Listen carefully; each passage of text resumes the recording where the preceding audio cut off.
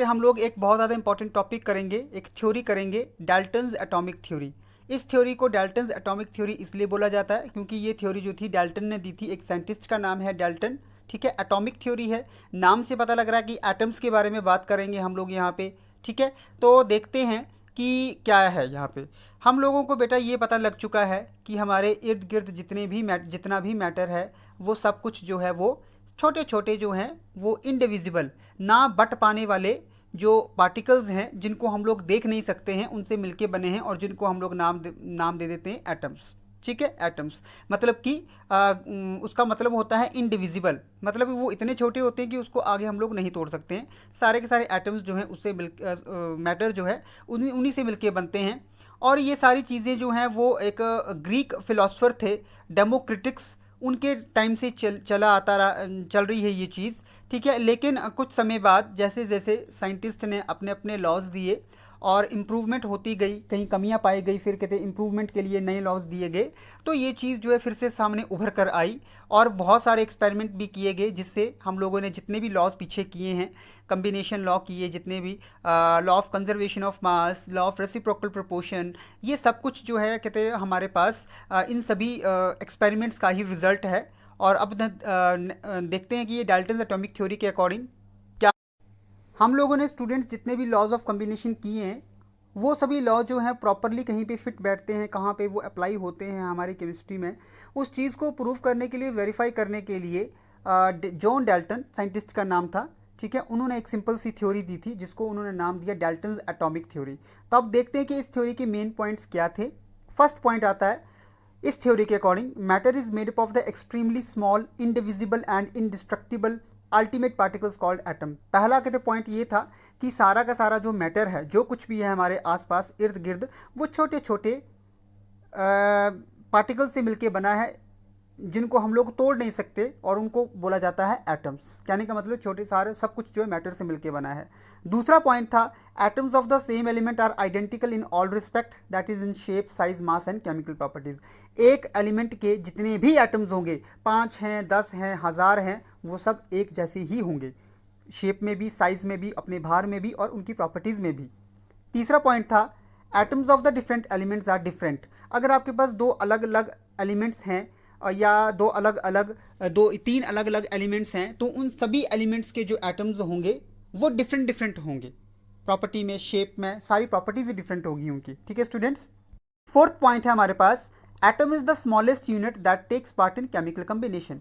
जब भी कोई रिएक्शन होती है उसमें एटम जो है वो भाग लेता है, पार्टिसिपेट करता है, ठीक है, तभी रिएक्शन होती है। पांचवा पॉइंट था एटम्स ऑफ द 2 और मोर एलिमेंट्स, 2 और 2 से ज़्यादा एलिमेंट्स के जो एटम्स थे वो आपस में जब कंबाइन करेंगे तो उनकी रेशो फिक्स रहेगी। हमें पता होगा कि इतना ग्राम अगर एक एटम का लेना तो इतना ग्राम दूसरे एटम का लेंगे, तभी हमारे पास एक पर्टिकुलर टाइप ऑफ चीज़ बनेगी। उसी को हम लोग आजकल जो बोलते हैं मॉलिक्यूल्स बोलते हैं। एटम जब आपस में मिलेंगे तो क्या बनेगा, मॉलिक्यूल्स बनेंगे। उसी के पास छठा पॉइंट था atoms can neither be created nor destroyed, ठीक है। एटम्स जो हैं बने हुए हैं, ना तो उसको हम लोग बने हुए को तोड़ सकते हैं और ना तो कहते हैं हम लोग नए क्रिएट कर सकते हैं। सातवां था chemical reactions involve only combinations, separation और रीअरेंजमेंट ऑफ द एटम्स। जब भी एक केमिकल रिएक्शन होती है उसमें एटम्स जो हैं वो आपस में कंबाइन करते हैं, या तो वो एक दूसरे से दूर दूर चले जाते हैं या तो कहते हैं वो अपने आप में ही अरेंजमेंट एडजस्टमेंट कर लेते हैं। तो ये थी आपकी डाल्टन्स एटॉमिक थ्योरी, जिसके कुछ पॉइंट्स हम लोगों ने पढ़े।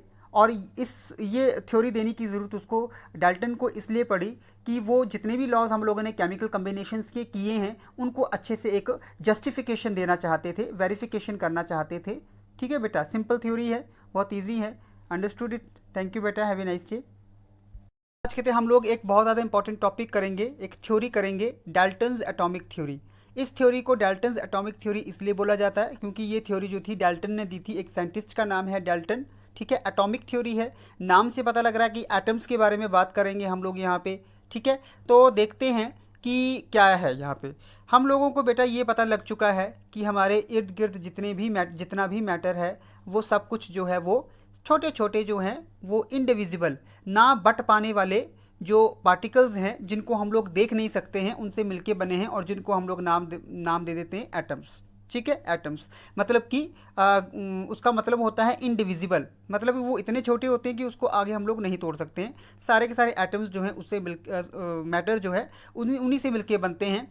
और ये सारी चीज़ें जो हैं वो एक ग्रीक फिलोसफर थे डेमोक्रिटिक्स, उनके टाइम से चल रही है ये चीज़, ठीक है। लेकिन कुछ समय बाद जैसे जैसे साइंटिस्ट ने अपने अपने लॉज दिए और इम्प्रूवमेंट होती गई, कहीं कमियां पाई गई, फिर कहते इम्प्रूवमेंट के लिए नए लॉज दिए गए, तो ये चीज़ जो है फिर से सामने उभर कर आई और बहुत सारे एक्सपेरिमेंट भी किए गए, जिससे हम लोगों ने जितने भी लॉज पीछे किए हैं, कम्बिनेशन लॉ किए जितने भी, law of conservation of mass, law of reciprocal proportion, ये सब कुछ जो है कहते हैं हमारे पास इन सभी एक्सपेरिमेंट्स का ही रिजल्ट है।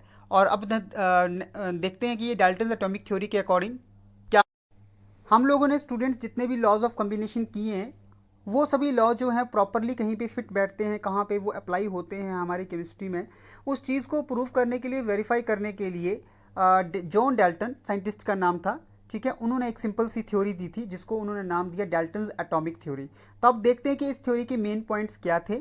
फर्स्ट पॉइंट आता है इस थ्योरी के according, matter is made up of the extremely small indivisible and indestructible ultimate particles called atom. पहला कहते पॉइंट ये था कि सारा का सारा जो मैटर है, जो कुछ भी है हमारे आसपास इर्द गिर्द, वो छोटे छोटे पार्टिकल से मिलके बना है जिनको हम लोग तोड़ नहीं सकते, और उनको बोला जाता है एटम्स। कहने का मतलब छोटे सारे सब कुछ जो है मैटर से मिलके बना है।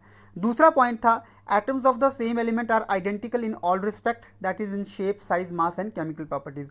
एक एलिमेंट के जितने भी एटम्स होंगे, 5 हैं, 10 हैं, 1000 हैं, वो सब एक जैसे ही होंगे, शेप में भी, साइज में भी, अपने भार में भी और उनकी प्रॉपर्टीज में भी।